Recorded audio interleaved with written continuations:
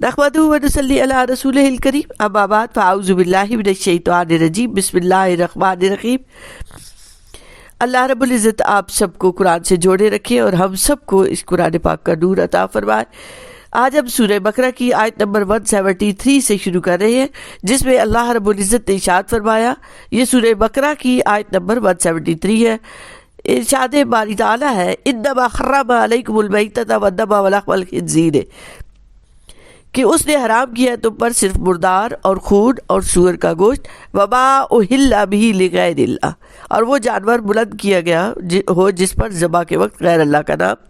فمن اضطر، لیکن جو مجبور ہو جائے، غیر باغ ولا عاد فلا اثم علیہ، اس حال میں کہ نہ وہ سرکش ہوا نہ حد سے بڑا، تو اس پر کوئی گناہ نہیں بقدر ضرورت کھا لینے میں۔ ان اللہ غفور الرحیم، بے شک اللہ بہت توبہ کو قبول کرنے والا، گناہ بخشنے والا، ہمیشہ رحم کرنے والا ہے۔ اب اس میں 4 چیزوں کا ذکر کیا گیا ہے کہ جو حرام ہے مسلمانوں کے لیے، اہل ایمان کے لیے۔ ان میں سب سے پہلے آتا ہے مردار، وہ جانور جسے شرعی طریقے پر ذبح نہ کیا گیا ہو، تو جو بغیر ذبح کیے مر جائے یا اس کو شرعی طریقے کے خلاف مارا گیا ہو، مثلا گلا گھونٹ کر یا لاٹھی یا پتھر سے یا کوئی گولی مار کر ہلاک کیا گیا، یا گر کے مر گیا، یا کسی جانور نے سینگ سے مارا، یا کسی درندے نے ہلاک کیا، اس کو مردار کہتے ہیں اور وہ اسی حکم میں داخل ہے۔ تو مردار جانور کا کھانا حرام ہے، مگر علماء کہتے ہیں کہ اس کا پکا ہوا چمڑا کام میں لانا اور اس کے بال، سینگ اور ہڈی سے فائدہ اٹھانا جائز ہے۔ اور خون ہر جانور کا حرام ہے اگر وہ بہنے والا ہو۔ اسی طرح خنزیر کا ذکر آیا، ولحم الخنزیر، یہ نجس ہے، اس کا گوشت، پوست، بال، ناخن وغیرہ تمام اجزاء جو ہے حرام ہے، کسی کو کام میں لانا جائز نہیں۔ چونکہ یہاں کھانے کا ذکر ہو رہا ہے، اس لیے یہاں سے صرف ذکر گوشت کا کیا گیا۔ اور یہاں یہ بات بھی سمجھ لیں کہ جس جانور پر وقت ذبح غیر خدا کا نام لیا جائے، خواہ تنہا یا خدا کے نام کے ساتھ واو لگا کر، تو وہ بھی حرام ہے۔ اب یہاں آپ ترجمے پر غور کریں کہ وہ جانور بلند کیا گیا ہو جس پر ذبح کے وقت غیر اللہ کا نام، یہ ترجمہ حضرت شاہ ولی اللہ رحمۃ اللہ علیہ نے فارسی میں کیا ہے اور اسی کا یہ ترجمہ کیا گیا ہے۔ آپ نے وقت ذبح کی قید کو ہمیشہ اس میں ملحوظ رکھا ہے، جیسے آپ کا فارسی میں ہے، وہاں سے آواز بلند کرنا شود در ذبح میں بغیر خدا، یعنی اس میں تمام مفسرین نے اس آیت کا یہی معنی مراد دیا ہے، اور تمام مسلمان اس بات پر متفق ہے کہ اس سے مراد وہ ذبیحہ ہے جس پر ذبح کے وقت غیر اللہ کا نام لیا جائے۔ تفسیر قرطبی، مظہری، بیضاوی، روح المعانی سب نے، بعض لوگ ان چیزوں کو بھی حرام کر دیتے ہیں کہ جن پر کسی ولی یا نبی کا نام لیا جائے، خواہ ذبح کے وقت اللہ کے نام سے ہی ذبح کیا جائے، کیونکہ اس طرح مشرکین کے مشرکانہ عمل سے تشبیہ دی جاتی ہے کہ وہ بھی اپنے بتوں کے نام پر اس طرح سے ذبح کیا کرتے تھے۔ تو اگر انصاف سے دیکھا جائے تو مسلمانوں کے اس عمل کو مشرکین کے عمل سے نہ ظاہری کوئی نسبت ہے، نہ باطنی، نہ معنوی، کسی قسم کی کوئی مشابہت ہے ہی نہیں۔ وجہ کیا ہے؟ آپ دیکھیں، غور کریں کہ کفار جب ایسے جانوروں کو ذبح کرتے تھے تو بتوں کا نام لے کر ان کے گلے پر چھری پھیرتے تھے۔ وہ جب اس کے گلے پر چھری رکھتے تھے تو کہتے تھے بسم اللہ لات والعزیٰ، لات اور عزیٰ کے نام سے ہم ذبح کرتے ہیں۔ اور الحمدللہ مسلمان کہیں کا بھی رہنے والا ہے، وہ ذبح کرتے وقت اللہ کے نام کے سوا کسی کا نام کبھی نہیں لے گا، اس لیے کوئی ظاہری مشابہت نہیں ہوئی۔ نیز کافر ان جانوروں کو ذبح کرتے تھے تو ان کی نیت کیا ہوتی تھی؟ ان بتوں کی عبادت کی نیت ہوتی تھی۔ تو الحمدللہ مسلمان کسی لمحے بھی کسی کی عبادت نہیں کر رہا ہوتا سوائے اللہ کے، وہ اپنے رب کی بندگی کرنے والا، رب کی عبادت کرنے والا ہوتا ہے۔ تو مسلمان نہ کبھی کسی غیر خدا کی عبادت کی نیت سے یا کسی کی خاطر ان کی جان تلف نہیں کرتے، بلکہ ان کی نیت یہ ہوتی ہے کہ اس جانور کو اللہ کے نام سے ذبح کرانے کے بعد، کھانا پکانے کے بعد، یہ اس سے فقراء کو، آپ مسلمانوں کو ایک لنگر کی طرح کھانا کھلائیں گے، اور اس کا جو ثواب ہوگا وہ فلاں صاحب کی روح کو پہنچے۔ تو یہ جان لے کہ مسلمانوں کے عمل میں اور مشرکین کے طریقے میں زمین آسمان سے بھی زیادہ فرق ہے۔ ہاں، اگر کوئی ذبح کرتے وقت غیر خدا کا نام لے یا غیر خدا کی عبادت کے لیے کسی جانور کی جان لے تو اس چیز کے حرام ہونے یا ایسا کرنے والے کے مشرک ہونے میں کوئی شک نہیں ہے. لیکن اگر مقصد ایصال ثواب کا ہو، جیسے ہر کلمہ گو کا مقصد ہوتا ہے، تو اس کو طرح طرح کی تعویلات سے حرام قرار دینا، مسلمانوں پر شرک کے فتوے دینا، یہ زیب نہیں دیتا. اسی طرح ہمارے ہاں عقیقے کا بکرا ذبح کیا جاتا ہے، ولیمے کا بکرا کیا جاتا ہے. اب یہ نیت کیا ہوتی ہے کہ اس کی طرف سے عقیقہ کیا جا رہا ہے، اس بچے کا عقیقہ ہے. اس طرح سے اب جب ذبح کیا جا رہا ہے تو نام تو اللہ کا لیا جا رہا ہے، تو اس میں کوئی حرج نہیں ہوتا. یہ بات سمجھنے کی ہے سب کے لیے. اس کے بعد آیا کہ فَمَنِ اضْطُرَّ غَيْرَ بَاغٍ،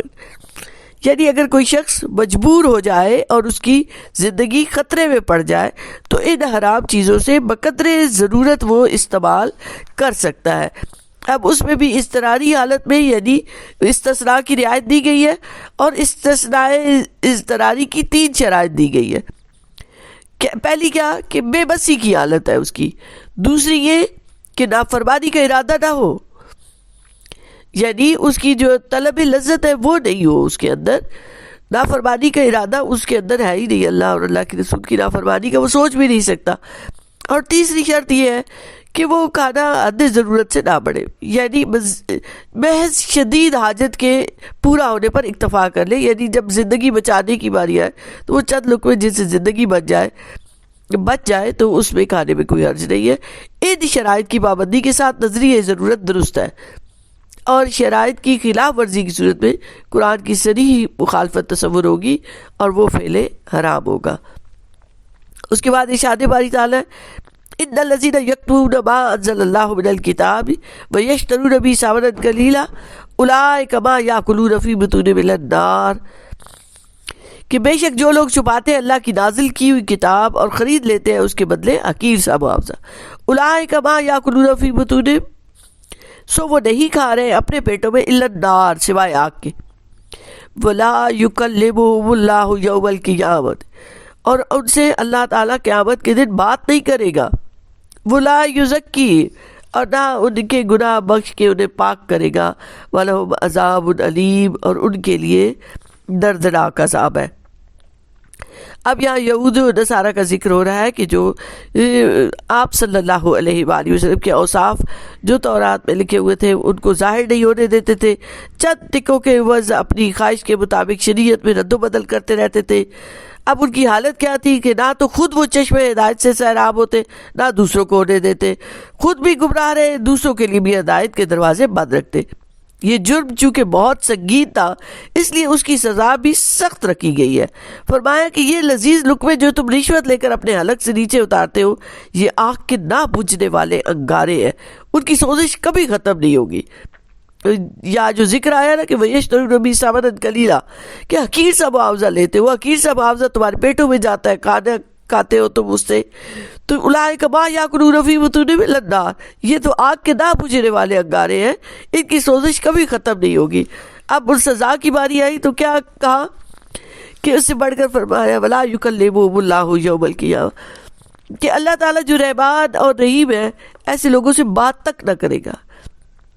غور کریں، ہر وہ شخص جس کے اندر اخلاص ہونا وہ یہ سرزنش برداشت نہیں کر سکتا. مالک حقیقی، محبوب حقیقی جو ہمیشہ مہربان ہے، ہر وقت بے اندازہ عنایتیں کرنے والا، انعامات دینے والا، بھلائیاں عطا کرنے والا، جس نے زندگی عطا کی اپنی نگاہ رحمت پھیر لے، اپنے کرم کا رخ موڑ لے، اپنے خطاب جاں پرور سے محروم کر دے اور پھر دل برداشت کر لے. وہ دل نہ ہوا پتھر ہوا، بلکہ پتھر سے بھی سخت تر ہوا. تو اللہ تعالیٰ اپنے محبوب صلی اللہ علیہ وآلہ وسلم کے طفیل اپنی ادنا سے ادنا ناراضگی سے بھی ہمیں بچائے کہ یہ سزا ہے ان کے لیے کہ جو اس طرح کے کام کرتے ہیں. اور پھر اس کے بعد فرمایا کہ وَلَهُمْ عَذَابٌ عَلِيمٌ، ان کے لیے دردناک عذاب ہے کہ ان کے چہروں پر یہ جو حق کو چھپانے کی نجاست ہے یہ چسپاں رہے گی اور آب رحمت سے اسے دھویا نہیں جائے گا. ارشاد ہوتا ہے اولئک الذین اشتروا الضلالۃ بالہدی، یہ وہ بد نصیب ہے کہ جنہوں نے خرید لی گمراہی ہدایت کے بدلے، والعذاب بالمغفرہ، اور عذاب کو نجات کے بدلے. فما اصبرہم علی النار، تعجب ہے کس چیز نے انہیں اتنا صابر بنا دیا ہے آگ کے عذاب پر؟ ذالک بأن اللہ، یہ سزا اس وجہ سے ہوگی کہ اللہ نے تو اتاری کتاب حق کے ساتھ، وَإِنَّ الَّذِينَ اخْتَلَفُوا فِي الْكِتَابِ، اور بے شک جو لوگ اختلاف ڈال رہے ہیں کتاب میں،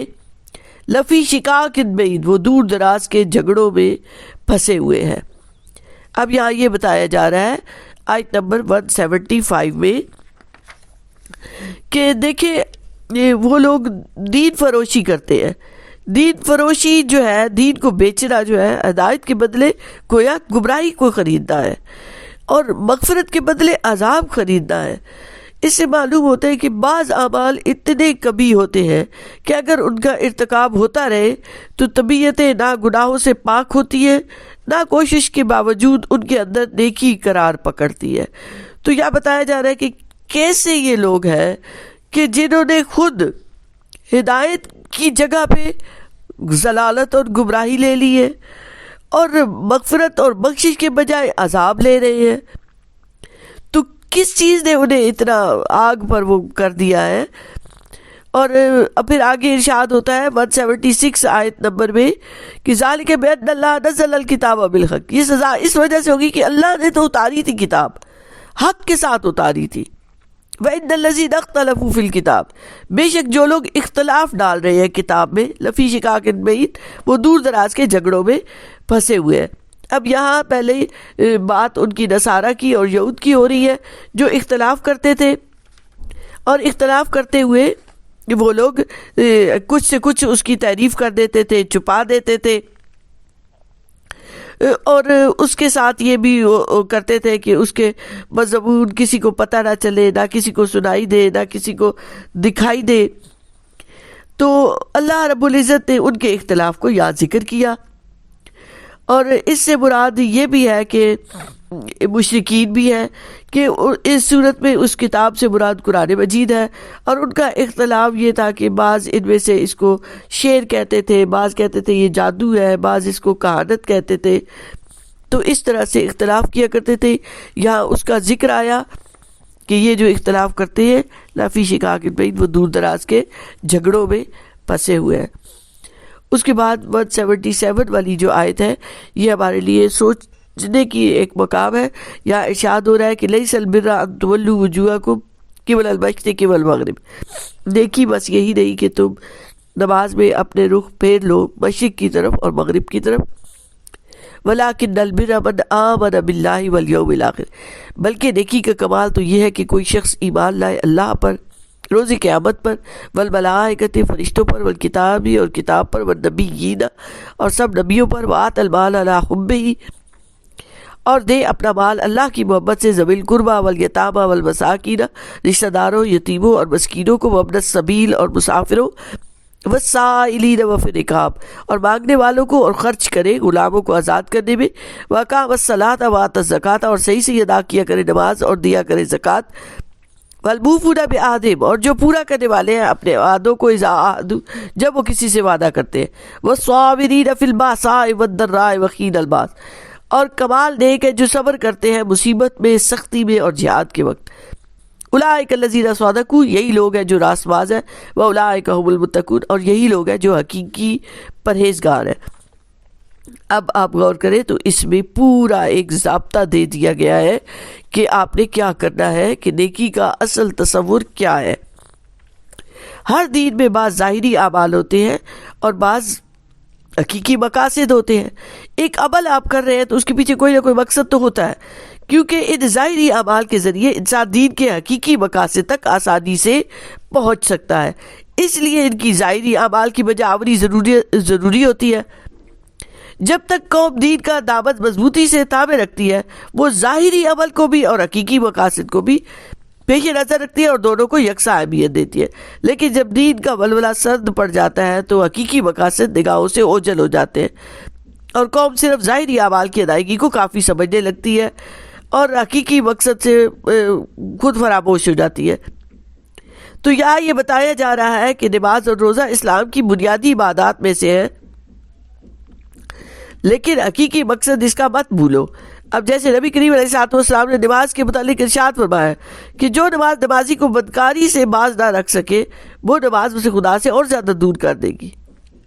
اور دیکھیں سورۃ الماعون میں بھی آتا ہے فویل للمصلین. اب آپ ہی نمازیوں کے لیے کہا جا رہا ہے کہ ہلاکت ہے. تو یہ کون سے نمازی ہے؟ تو جو حقیقی مقصد سے حقیقی روح کو سمجھ نہیں پائے. اسی طرح روزے کے بارے میں ارشاد ہوتا ہے کہ روزہ دار اگر جھوٹ بولنے اور اس پر عمل کرنے سے باز نہ آئے تو اللہ کو اس کے بھوکے پیاسے رہنے کی ضرورت نہیں. تو اس آیت کریمہ میں اسی حقیقت کو کھول کر بیان کیا گیا ہے تاکہ ظاہری اعمال پر ہی صرف قناعت نہ کرے بلکہ نیکی اور اطاعت کے حقیقی روح کو سمجھے. اور